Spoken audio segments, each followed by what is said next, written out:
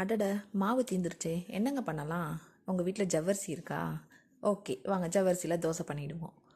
இதை நான் எப்படி பண்ணுறதுன்னு சொல்கிறேன். Welcome to Athee's kitchen. நம்ம இப்போ எப்படி பண்ணுறதுன்னு பார்ப்போம். 1 டம்ளர் ஜவ்வரிசி, அதுக்கு ஈக்குவலாக அதே டம்ளர் அரிசி மாவு எடுத்து வச்சுக்கோங்க.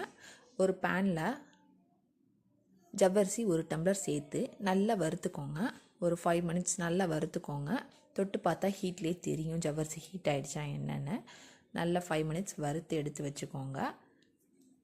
அதை ஒரு மிக்ஸி ஜாரில் ட்ரான்ஸ்ஃபர் பண்ணிக்கோங்க. நல்ல நைஸாக அரிசி மாவு பதத்துக்கே இதையும் அரைச்சிருங்க.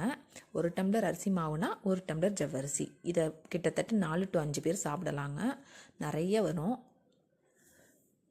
இப்போ அதை ஒரு பவுலில் ட்ரான்ஸ்ஃபர் பண்ணியாச்சு. ஜவ்வரிசி அரைச்சதை, அரிசி மாவு 1 டம்ளர் எடுத்து வச்சுருக்கோம். அதையும் நம்ம அது கூட சேர்த்துடலாம்.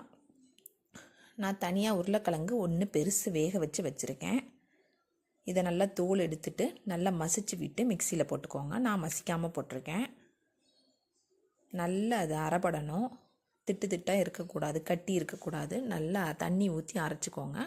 அதையும் இந்த மாவோடு சேர்த்துக்கோங்க.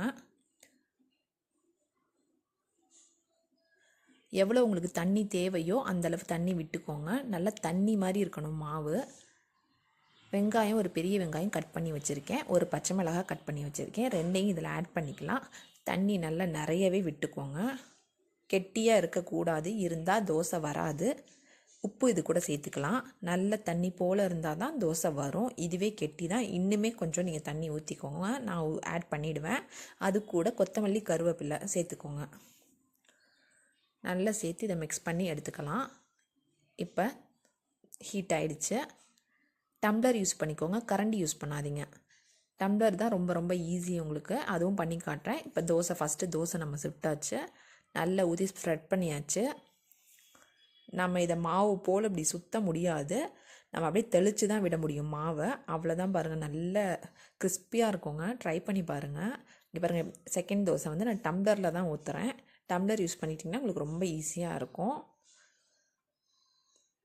இந்த மாதிரி ஓட்டையாக தான் வரும். நல்லா கிறிஸ்பியாக இருக்கும் அந்த இடம்லாம்.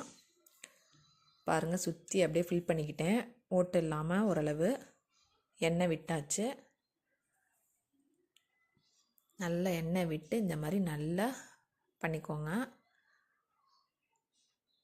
மாவு இல்லாத நேரத்தில் இது உங்களுக்கு ரொம்ப ரொம்ப யூஸ் ஆகும். ஒரு 5 மினிட்ஸாவது வேகணுங்க, இல்லைனா மாவு போல் இருக்கும். நல்லா வெந்தோன்னு தான் நீங்கள் இதை திருப்பியே போடணும்.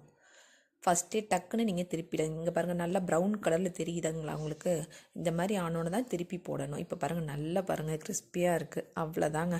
வீடியோ பிடிச்சிருந்தா சப்ஸ்கிரைப் பண்ணுங்கள்.